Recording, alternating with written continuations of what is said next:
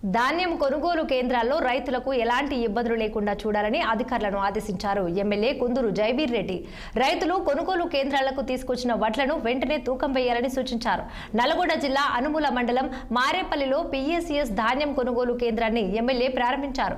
నాగార్జునసాగర్ నియోజకవర్గం వ్యాప్తంగా మొత్తం 42 ధాన్యం కొనుగోలు కేంద్రాలను ఏర్పాటు చేసినట్లు కుందూరు జైబీర్ రెడ్డి తెలిపారు. వాయుగుండం కారణంగా కురుస్తున్నటువంటి వర్షాలతో వరి ధాన్యం తడవకుండా తగిన జాగ్రత్తలు చేపట్టాలని సూచించారు ఎమ్మెల్యే జైబీర్ రెడ్డి.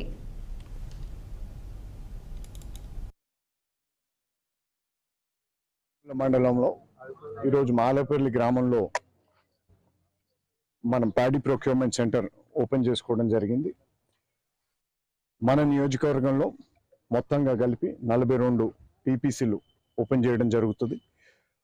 ఇప్పటికే వానలు పడుతుండడం వల్ల కొంతమంది రైతులు ఇబ్బంది పడుతున్న అంశం మా దృష్టికి వచ్చింది.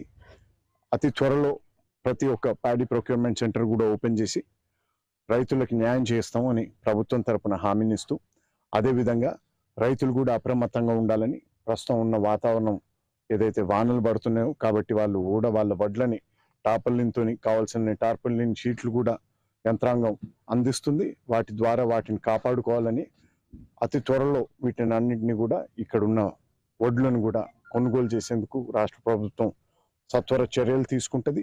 ఏ రైతుకి ఏ ఇబ్బంది ఉన్నా కూడా ఇక్కడ ఉన్న మా లోకల్ నాయకులతో పాటు మమ్మల్ని కూడా సంప్రదించవచ్చు. అతి త్వరగా స్పందించి వారికి న్యాయం చేకూరుస్తామని మనందరికీ హామీ ఇస్తుంది. అనుముల మండలంలో ఈరోజు మాలేపల్లి గ్రామంలో